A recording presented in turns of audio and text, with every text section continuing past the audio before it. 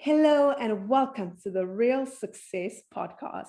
I'm your host, Candice Mama. If you are returning, it is so good to see you again. And if this is your first time, please be sure that you are liking, sharing, and subscribing so more people can find us. So today's guest is one I actually have a personal history with. He was the very first speaker I saw on stage when I was only 16. Robin Banks was someone who just took my breath away. And I remember thinking, I can do anything.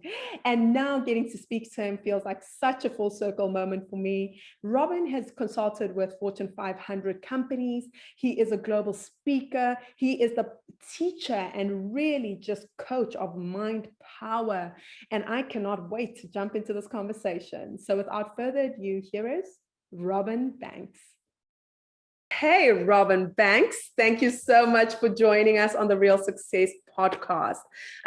Robin, I know I say this to you every time I introduce you, and I say it in short, I say it in long, but what I don't ever mention to you is actually you were the first. You were my very first motivational speaker.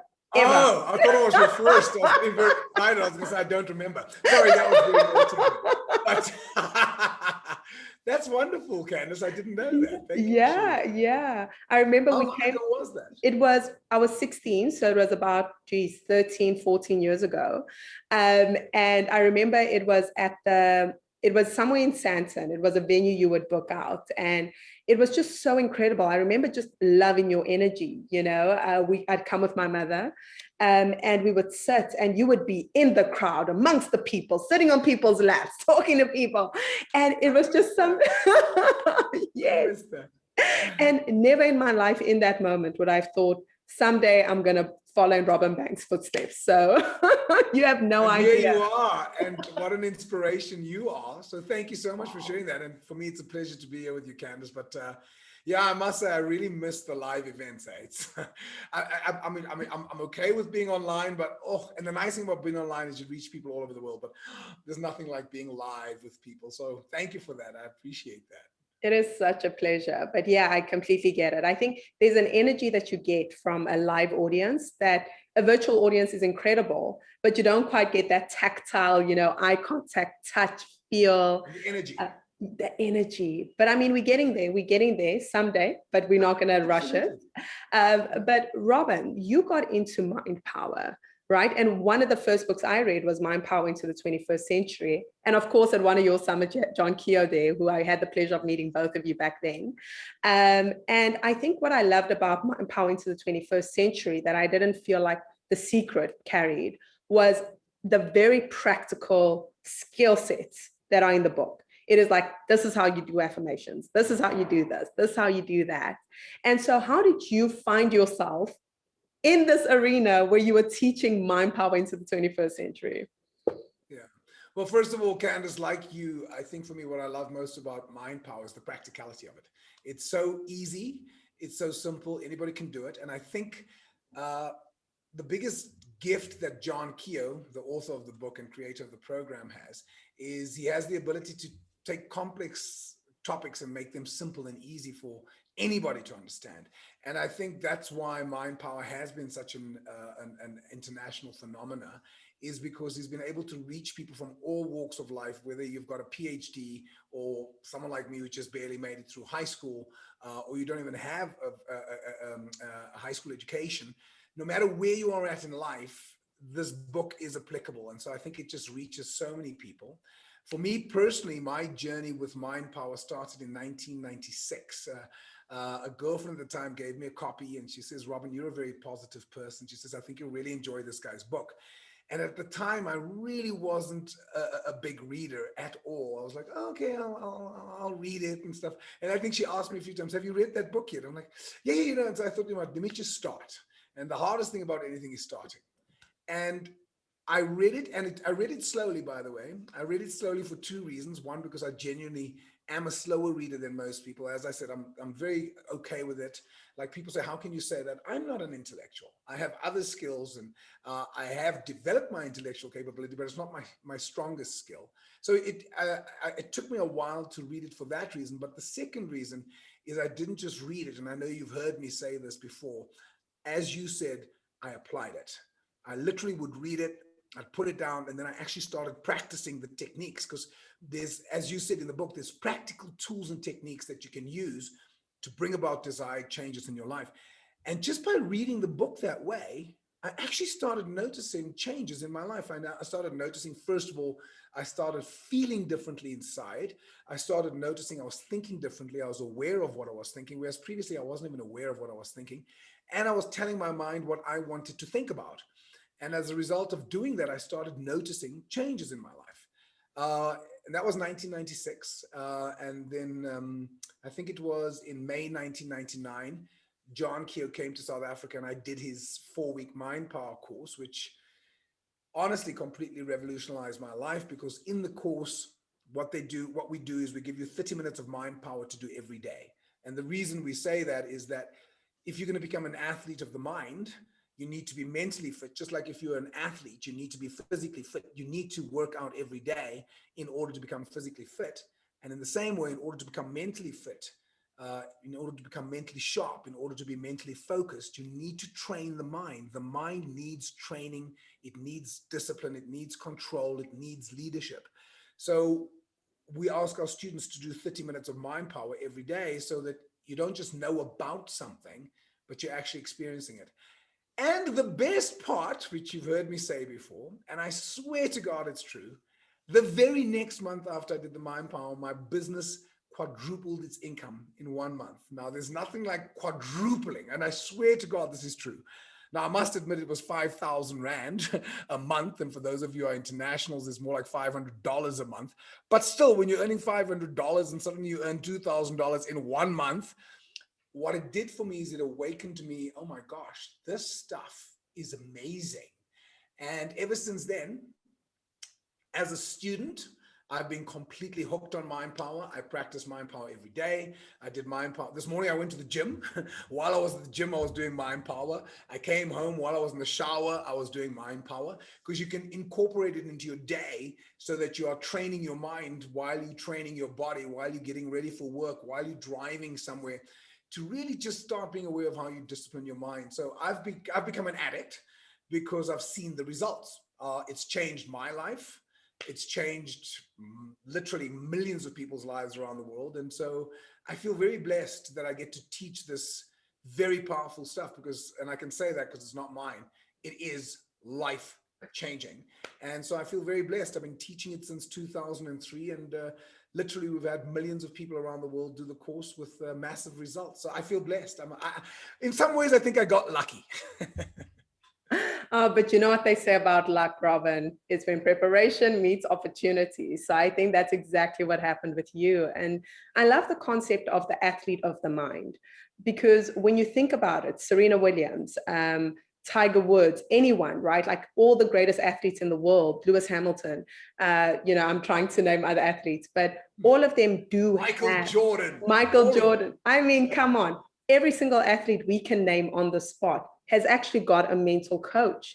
And that's what people don't understand, right? They think that all athletes just go, they're on the tennis court or wherever they are, and that's the only part of it. But the truth is, the biggest part of the professional world and professional training is the mind.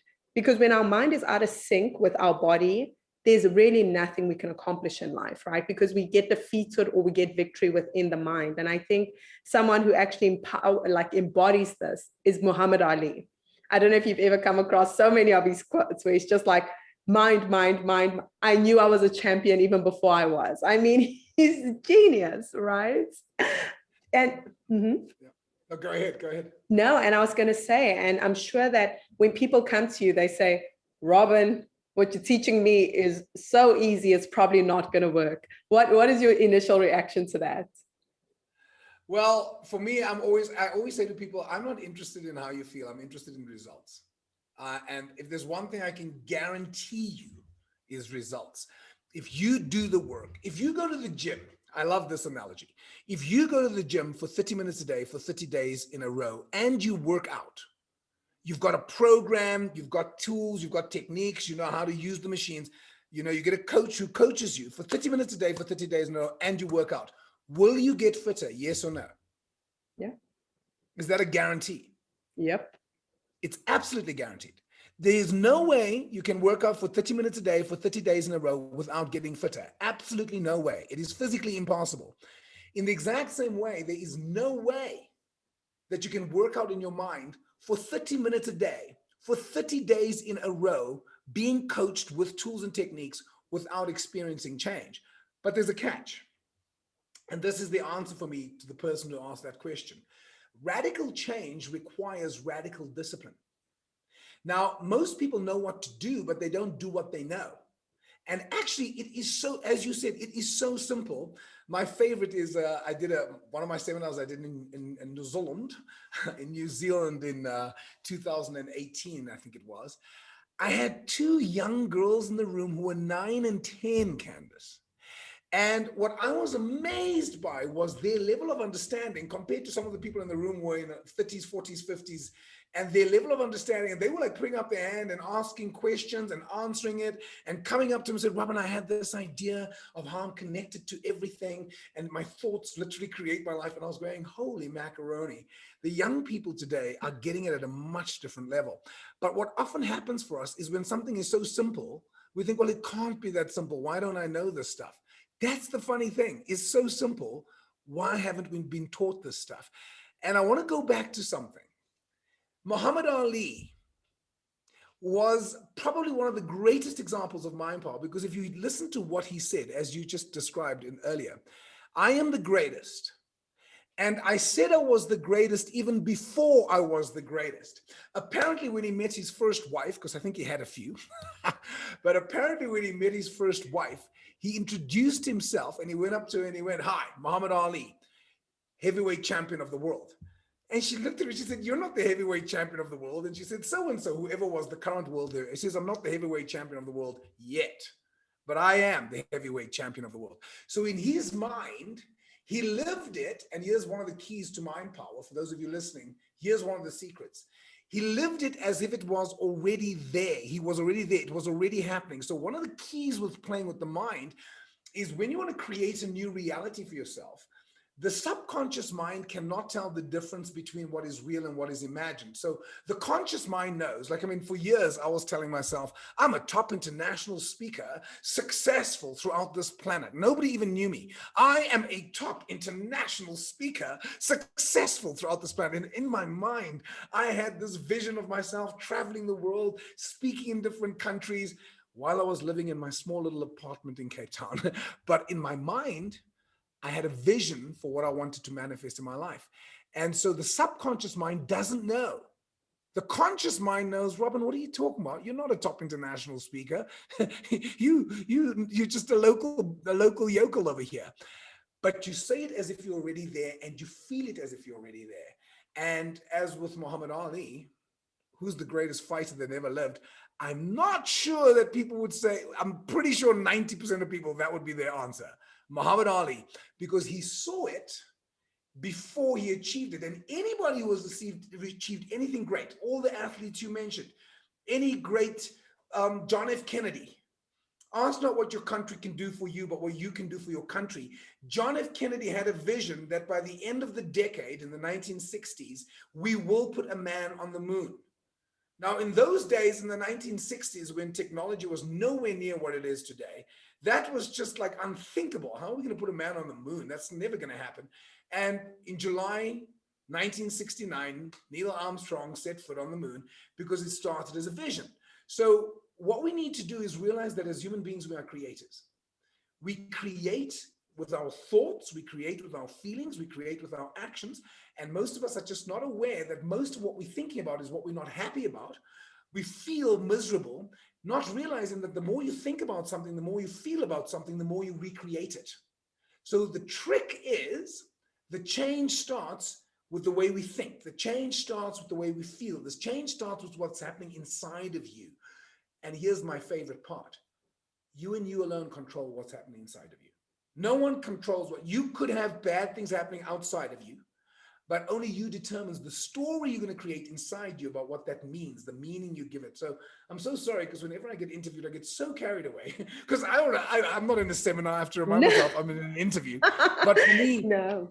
my main thing I want people to get, it is simple. It is so simple. Anybody can do it. Most people don't. They don't take the time because they don't get that it's not about having knowledge. It's about applying the knowledge. It's about doing the work. Oh, and please don't apologize. I mean, it feels like a great little masterclass every time you answer a question. And I love it because I was speaking to Mel Robbins and she was speaking about, something that is universal is that we believe that just because something is simple, that it's going to be easy. And the truth is, just because we understand something on a conscious level and intellectually, that like application of it is where we really mess up, right? And Robin, I know for me personally, and I will take ownership of this, like even though I attended your master classes, even though I was in every talk, even though I read the books, it took me years to actually get into the practice of doing it. And I know for me, it's because I'd come to the seminars or read the books or any other teacher as well. And I cherry pick what I wanted to do. So I would say, I don't really like that Robin wants me to sit in the feeling. So I'm not going to sit in the feeling, but I'm going to do the affirmations. Okay, I'm not really loving this aspect. So I'm going to do this, that, and this. And I'd kind of do it like, I was at a buffet and I'd be like, I'll take a little bit of this, a little bit of that, and I'll leave everything else. And why do we do that, Robin? Why do we hear the full context of what you will tell us, but not want to really apply it like in its extent and in its fullness? Look, I think for me, it's because we're creatures of habit. So we like doing the things that we're comfortable doing, but we don't like doing the things that we're not comfortable with. And yet the biggest change lies in your area of discomfort. That, I mean, for me, I love Mel Robbins and I've been using her techniques. I feel honored to be sharing the stage with her. And that 5, 4, 3, 2, 1, for those of you who haven't tried it, oh my God, that thing is amazing. Like it is just so freaking easy. And it's amazing. I actually cannot think of a time when I've tried that and it didn't work for me, where I didn't feel like getting up and I'm like, come on, Robin, you can do it. Oh, it's cold. I don't want to go work out. Come on, 5, 4, 3, 2, 1, up. And it's amazing how it works. So coming back to your question, as human beings, we are creatures of habit. And the truth of the matter is, and this is good to know of all of us, by the way, even if you are good at change, and I'm generally good at change, but because we are creatures of habit, we fear and we resist change. And actually where our greatest power lies is by making changes that I'm a golfer. If I could play golf every day, I would. But here's the thing that I know about golf. Golf is a game of millimeters. That if my club face is slightly open, just slightly open, the ball's going to go in this direction. If it's slightly closed, the ball's going to go in this direction. So the decisions you make, a small change you make today means a massive change a year from now, means a completely different life 10 years from now. So you don't have to, even though having said that, sometimes radical change is required. Sometimes you need to just scrap everything. And as we say in South Africa, start afresh, which means start over, start afresh. But oftentimes it's just the small micro changes that produce massive results. So for me, in terms of what you were saying about picking and choosing the exercises that work for you, yes. And I've got a colleague who I mentor. He loves some of the mind power techniques.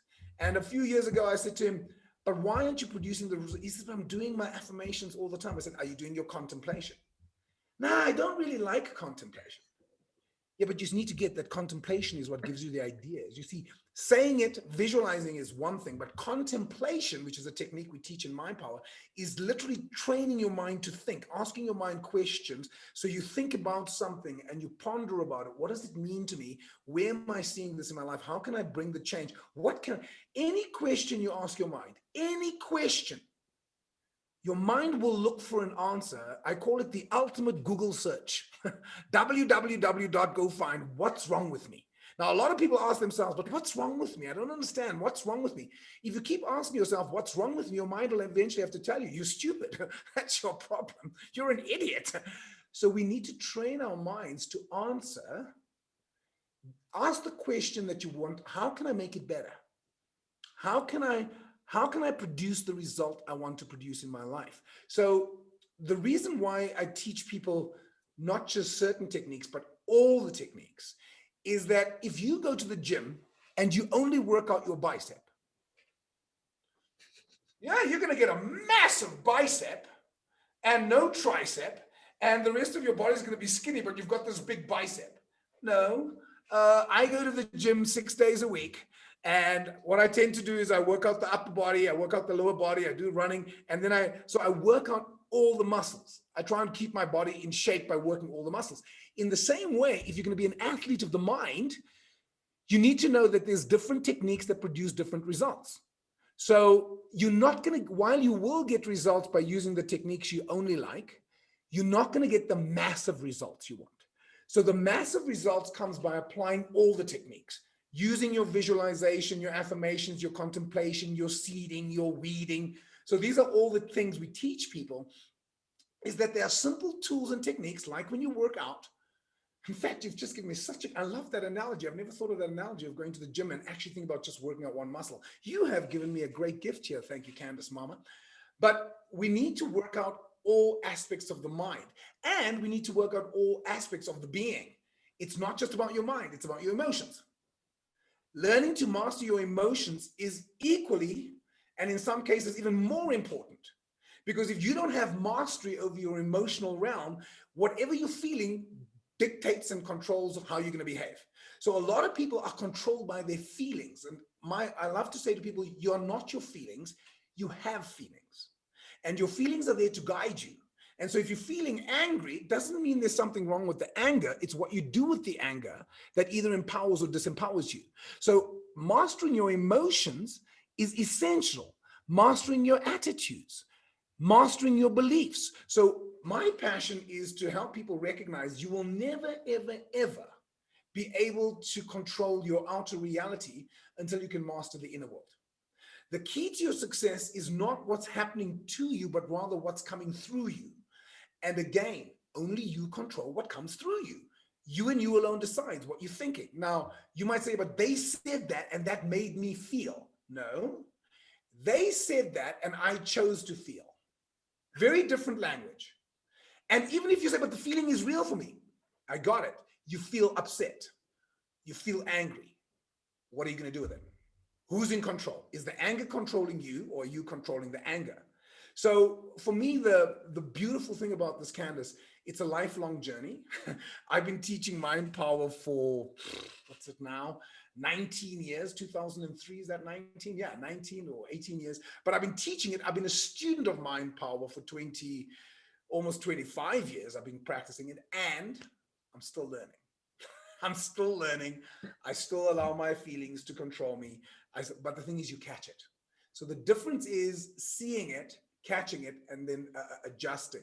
So I wouldn't recommend to somebody that you only work out one technique. I'm going to say to you, drink the wine. You know that. In my seminar, I say to people, I'm going to give you guys some really good wine. And don't mix my wine with your wine. Don't mix my belief system with your belief system, because that's not a good cultivar. You want to get a true taste of the wine. So try something new.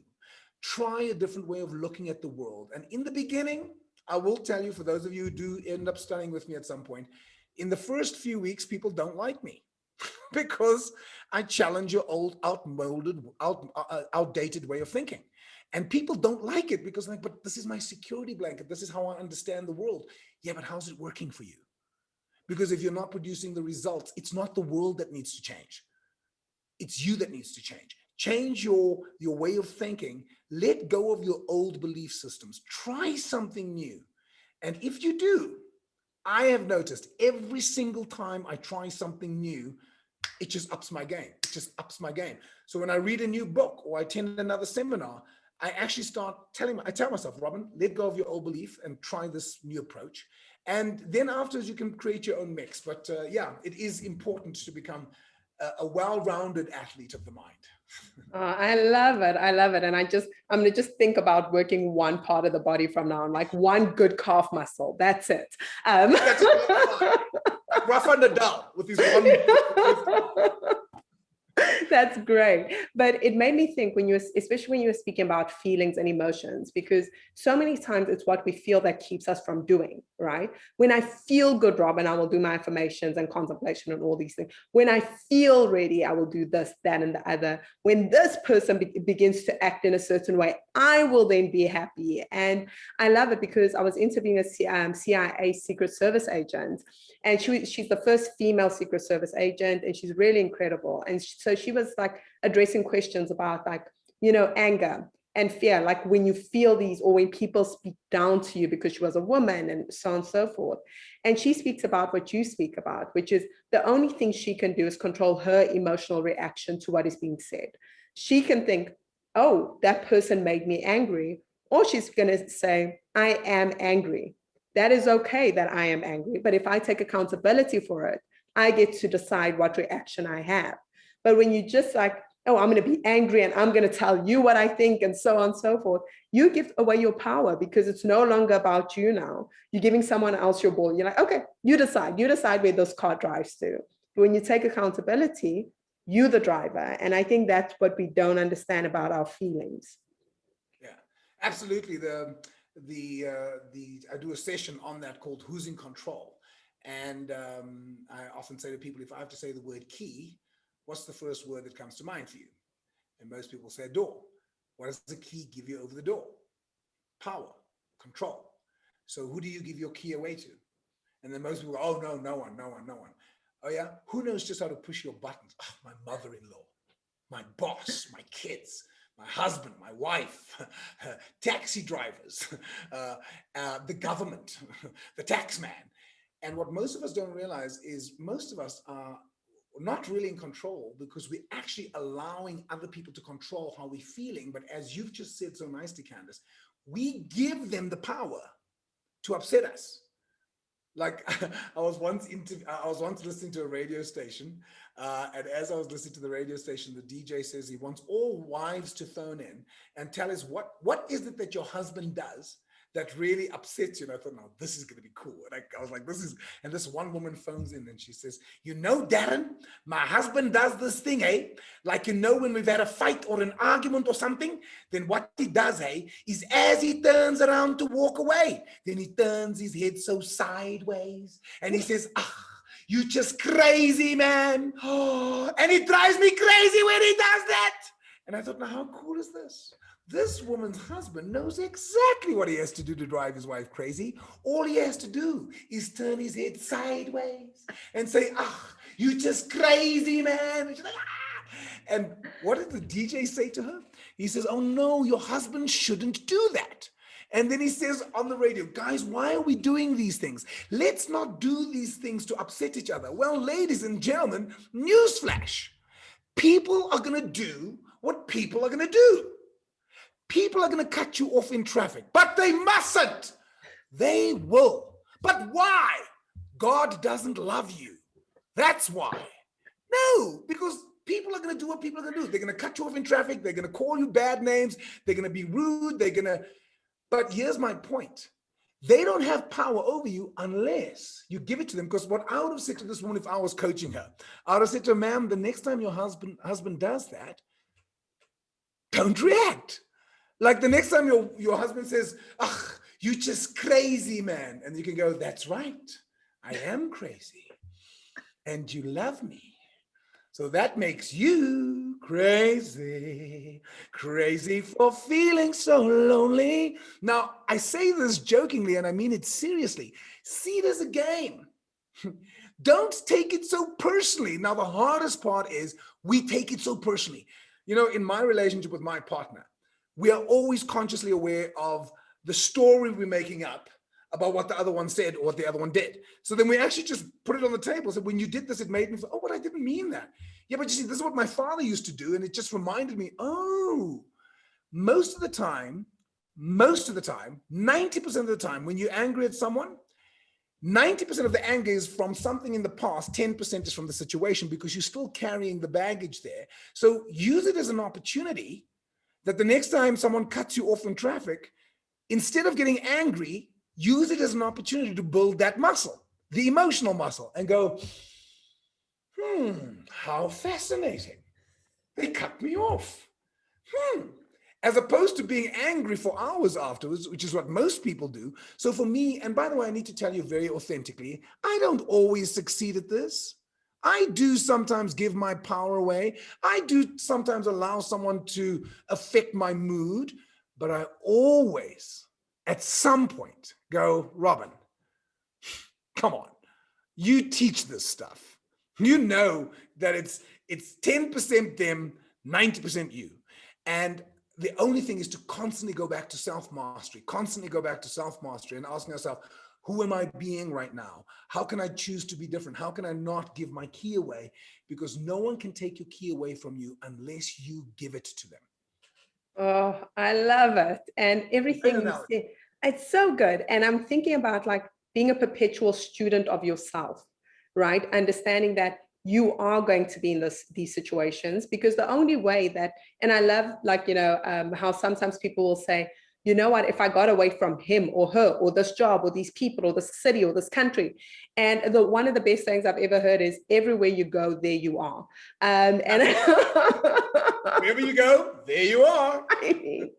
And the only way you'll ever find that true enlightenment, if that's how you see life, is literally removing yourself from society, like living alone, being untriggered by anything, because people are going to trigger things in you. And like you're saying, it's usually the story we create about a situation.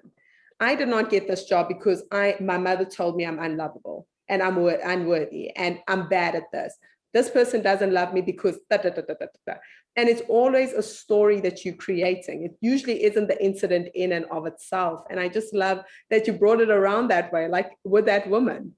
Next time he does this, turn it into a joke, shift it, don't react. Because I know for me, when it hurts, or it doesn't hurt me, or it gets me, or whatever, is when someone pretends it didn't happen. I'm like, hey, this is supposed to be your hot button. Hey, is the toy broken? What happened? and that is because the only reason they know how to push that button is you show them. Push button, it upsets. This is the upset button. Push this button, it upsets. Well, what if you chose to change the button? This is the make me laugh button. Next time you say that, I'll laugh and go, you're just crazy. I'm like, actually, maybe you're right. Just don't feed it the energy. Because if what Albert Einstein tells us that everything is energy and vibration, energy cannot be created or destroyed, but it can be transformed. So the thing that actually irritates and pisses you off the most can be the thing that actually you start getting energy from, because, okay, I can learn from this. So I love this point though, because for me, there's a technique that I love teaching in my seminars, and it's not mine. I don't know if you've heard me teach. It's called How Fascinating by Ben Zander. And I want to tell you, have you tried it? Yeah. I have not. He says, oh, you got to try this. You're going to love it. He says, when something negative happens in your life, you can either respond in a way that drops your energy, go, oh no, man. Oh, and just remember, if everything is energy and something happens, you go, oh no. Energetically, you're on a downer. So what he recommends, and I'll never forget the first time he told us, I thought this guy's nuts, but I thought I'm gonna try it. And you guys watching this, you gotta try it. He says the next time something negative happens, just throw your hands up in the air, because just doing this, it lifts your energy. And put a big smile on your face and you say, how fascinating! Yes! Now, when I first heard this, I thought, this guy's nuts. But I thought, I'll try it, because I thought, I'm the kind of guy who's going to try everything at least once. 3 days later, I got into my car. As I was busy reversing, this tree just jumped into the way. It wasn't there. I don't remember it being there. I smashed into the tree so hard, it was like $1,000 worth of damages. And I was in between insurance, so I didn't have insurance. It was like a week, and I thought nothing's going to happen in a week. I didn't have insurance. I got out of the car. I came and I looked. There was this huge dent in the car. In the car. So in South Africa, we have car guards, people who look after your car because crime's an issue. And so this guy comes running up and says, oh, my brother, I'm so sorry. I should have been here to help you, but I was so cold, man. I'm not telling you a word of a lie. I remembered what Ben Zander said. And even though a part of me was feeling like this isn't great, and I thought, come on, Robin, train yourself. And I looked at this huge dent. I looked at the car guard and I said to him, how fascinating. Yes. And this guy looks at me like I'm nuts. He says, How? I said, yeah, fascinating. And this guy laughed at me. And I said, my brother, it's just an accident. I said, you know what? It's not, no one died. And I got in the car and I drove off feeling great about an accident. So again, knowing what to do and doing what you know are different. So I really want to encourage those of you watching, try that technique. The next time something negative happens, how fascinating. Does it take the problem away? No. You still have to deal with the problem, but your energy is in a different state. You're thinking differently because your mind is operating differently because your whole energy frequency is up rather than this shouldn't be happening. It is happening. Stop living in denial and saying, well, it shouldn't be happening. Well, it's happening, but how? Like that. But why? God doesn't love you. Because good and bad things happen to all of us. The key to get, it's seriously, I can't say this enough times. It's never about what's happening to you. It's all about what's happening through you. You can choose your response. You can choose your thoughts. You can choose your feelings. Now, I've had people say, no, you can't choose your feelings. You can't. Yes, you can. Becoming emotionally fit takes exercise as well. Training your emotions that you're not your emotions. Don't become them. I love the saying, your feelings are there to guide you. And your feelings are there to assist you. But a lot of us become the feeling. When we're angry, we have to lash out. Some people become physically violent because they're angry. I get angry. I never become physically violent. I sometimes raise my voice when I'm angry. But the thing is, when it starts making you do things that actually causes other people harm, then I'm going to ask you who's really in control. So for me, again, as you said, Candice, mastering yourself, the most important thing you can study is you. I cannot think of a more important thing to study than you. And the coolest thing is you never stop growing. Tony Robbins speaks about the 6 human needs. And the fifth and sixth one is growth and contribution. If you're not growing, you're not dying. And most people stop growing. That's why I love the work that Real Success does, there's always something new. There's always something else you can do. You can always evolve. You can always grow. And most people are watching days of other people's lives. They're so bored and they don't know why they're so bored when there's so much they can be studying.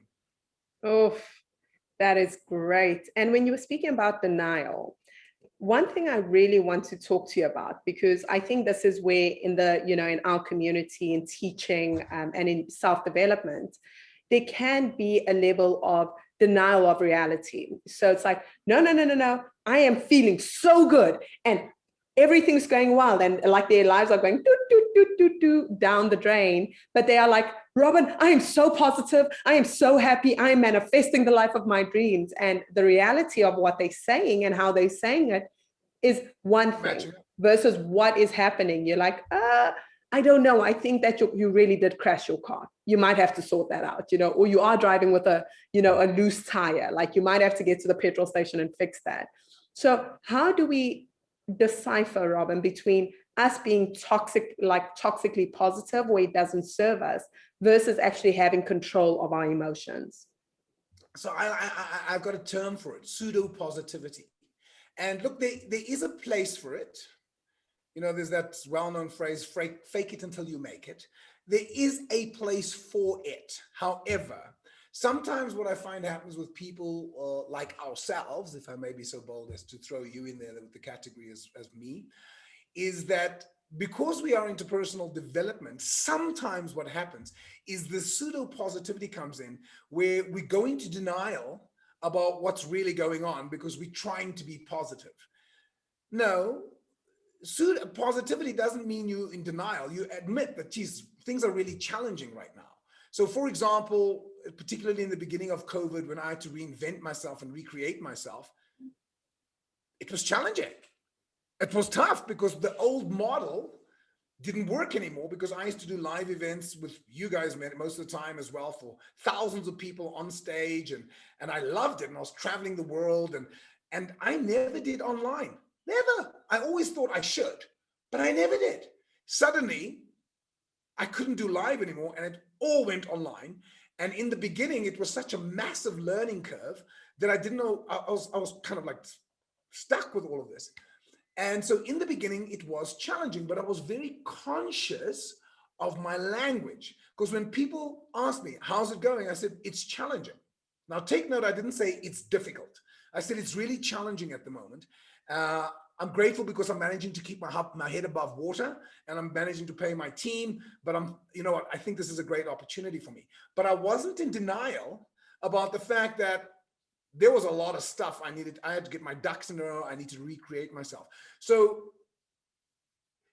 also what happens for people is a lot of people use all the positive thinking and they don't see the results. Why? The most important thing anybody can do is to really start studying your belief systems, because even though you're saying all the positive stuff, if you've got beliefs in there that deep down you're saying to yourself, you know what, I am financially independent, money is flowing to me in oceans of abundance, I am a millionaire, I'm a multimillionaire. If you haven't gone back into this garden, I call the mind the garden of rich, fertile soil. Well, let me ask you the question this way. If I give you a piece of land, Candice, and I say, Candice, here's this piece of land, it's and you can make yourself a flower garden, or you can make yourself a vegetable garden, or whatever you want, you can have this piece of land. Now, the land is like it's run wild, it's got weeds and papers and stuff. What's the first thing you're going to do before you start creating your flower garden and sowing rose seeds? What's the first thing you do? No, clean it up. Clean it up. Take out the weeds. Mm-hmm. So most people haven't decluttered. They haven't taken out the weeds. They haven't taken out the old belief system, which actually is running there. I mean, if you are running a computer with Windows 95 and you're living in 2021, you can be guaranteed that that's going to be a very slow computer, because Windows 95 is seriously outdated. I mean, it was awesome. I was around in 95. I don't know if you were, Candice. I'm trying to think. Maybe you were just... I was too young to be using it for sure. So I remember Windows 95. In those days, this was amazing technology. But in 2021, would you agree with me? Windows 95 is just not going to cut it. Why is it that most people are living in 2021, but they're still living with the belief systems that they created in 1995 because their parents taught them a way of thinking? So the first thing you need to do before you can sow new seeds, you got to take out the weeds. You've got to uninstall the old program. So the reason why positive thinking doesn't work for most people is because they're trying to sow seeds into a garden that's full of weeds. You got to take out the weeds. You got to question what I believe is true. And there are simple techniques, again, that we can use to weed out the negative thinking.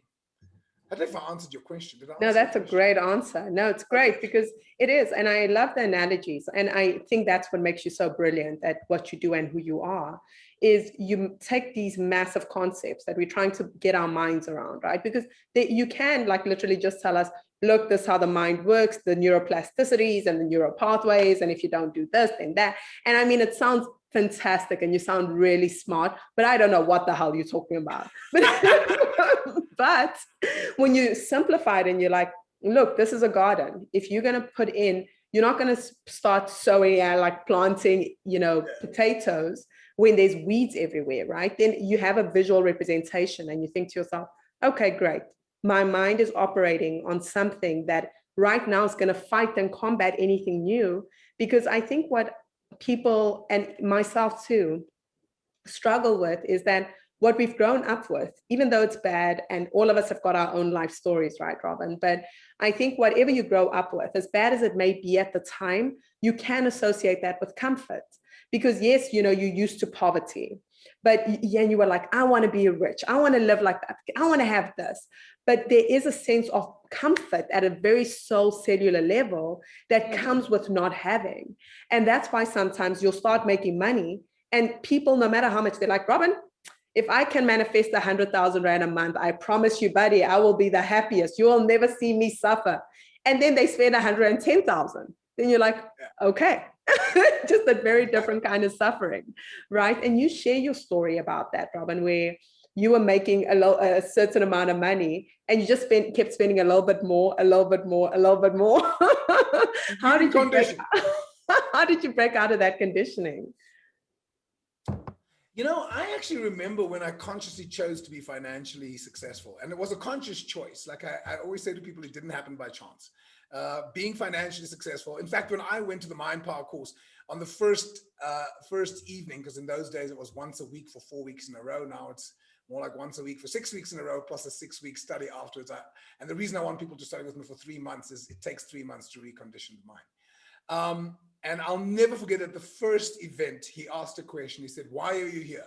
Why have you come?" And I was quick, man. Like I could see some people thinking, and I was like, "I'm sick and tired of being broke. I've tried it for many years, don't like it. I want to be financially successful." And I was very clear on my goal. And that, by the way, is one of the first things, is being clear and letting go of any shame that you feel around anything. Wanting to be financially successful, wanting to attract an amazing partner, wanting to, because as you said earlier, we're so comfortable in our comfort zone. And, you know, Tony often says, Tony Robbins, I'm a big fan of Tony's, is that people who want to change their lives are usually in one of two extremes. Either it's so bad that they like desperate, I have to do something about it. Like, this is winter and I've got to change my life because it's that bad. Or the other group is the people who are already living on the edge. They're already succeeding and they want to up their game and go to another level. The people in the middle, which is by far the majority of the planet, they are so comfortable that, you know, it's too much of an effort to change my life. And I remember where I was. Look, I was 26 years old, and I was living in a spiritual community. I am a very deeply spiritual person. My relationship with God, Allah, Buddha, Krishna, Ram, the universe, whatever you want to call the great mystery, is my primary relationship. And so while I'm deeply spiritual, I remember that I looked at all my very spiritual friends, and a lot of them struggled financially. And I thought, but surely I can be spiritual and financially successful. And I remember for some of my friends, that was like a weird concept. No, but we're not interested in money. I'm like, I'm interested in health. Why wouldn't I want to have an amazing life on all fronts? And when I first made the decision to be financially successful, Candice, I need to tell you, a lot of my spiritual friends I found were the most judgmental. And they were like, "Oh, well, I'm not sure I can relate to you anymore because you're interested in money." What's wrong with being interested in money? Well, money is the root of all evil. Well, I think the lack of money is the root of all evil.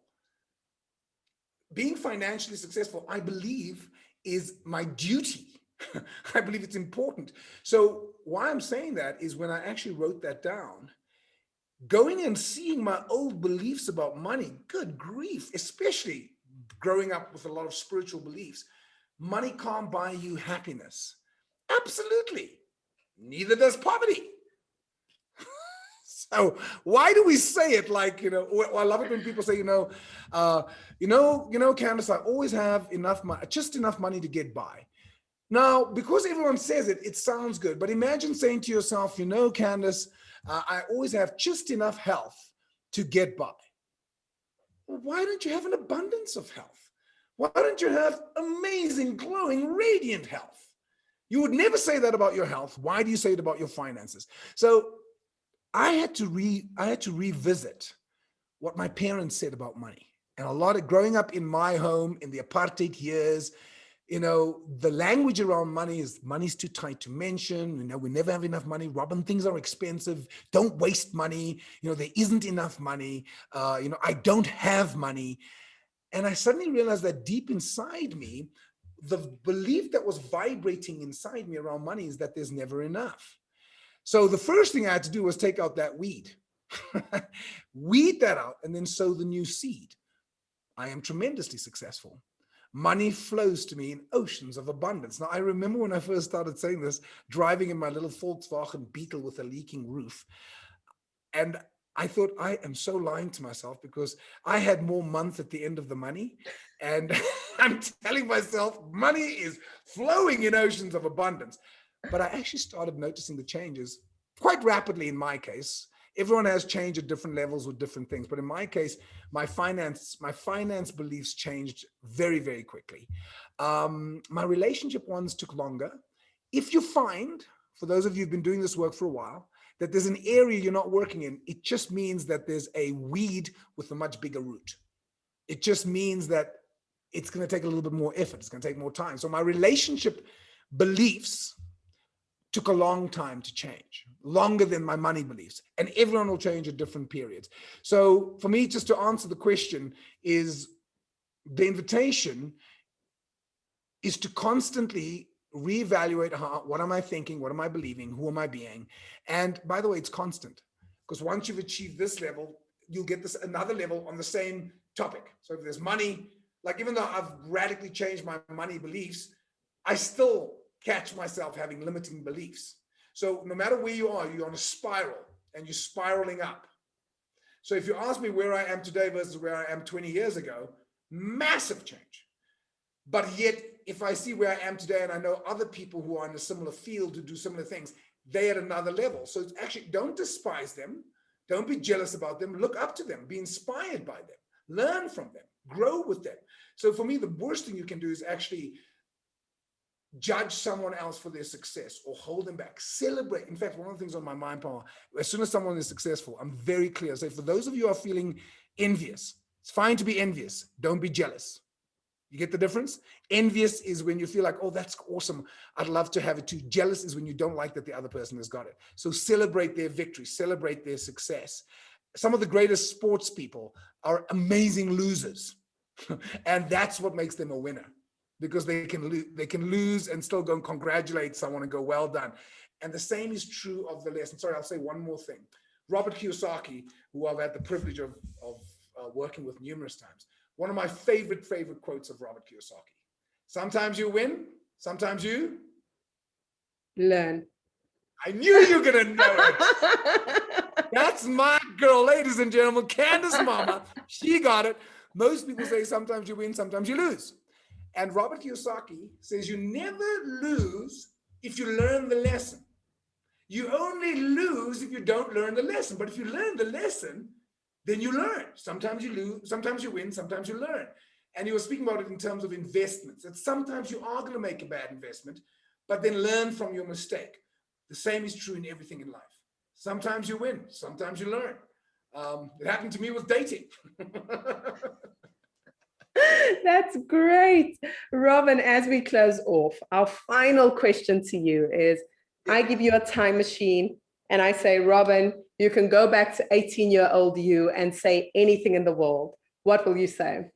Oh, love that question. I remember 18 years old. It was quite profound for me. I was living in the States and discovering a lot about myself. Robin at 18 years old was at the beginning of a very profound journey. And I would say to Robin at 18-year-old, trust yourself. Believe in yourself. You've got what it takes.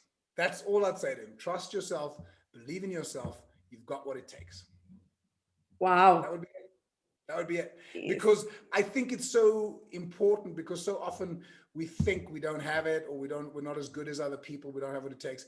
And I think for me, that's the most important thing, is that just trust yourself. You know, that you're an amazing spiritual being. You're a radiant being of light. And if you can really just trust that you're not always going to make the right decision. But if you learn from the decision, then you made the right decision. If you know what I mean. That actually, don't be so, sometimes I think we can take ourselves so seriously and be so critical and judgmental of ourselves. I must be honest with you, I'm relatively good at that, Candice. I'm relatively good at being able to laugh at myself when I mess up. And trust me, I mess up a lot. And I'm really good at being able to laugh at myself and go, well, you certainly got that one wrong. How fascinating. Because it just lightens the journey. Just don't take it so seriously. And sometimes I think we take it so seriously, we forget to have fun. So you know me, I'm pretty good at that. I'm very good at having fun, because no matter what you have, the most important thing you have is you. So trust yourself. The most important thing you have is you. I think that is the best place to end this interview. Thank you so much, Robin Banks. It has been an honor and a privilege speaking to you. So thank you for being here. Ooh-wee. Do you know what I took away from that entire interview is that what the mind of man can conceive, it can achieve. And I absolutely loved every moment and every detour that conversation took. What was your takeaway moment? Be sure that you're sharing and you're commenting so that we know what is inspiring you. If you have not joined our Real Success Club, be sure that you check it out in the show notes below. And I so look forward to spending time with you again next week.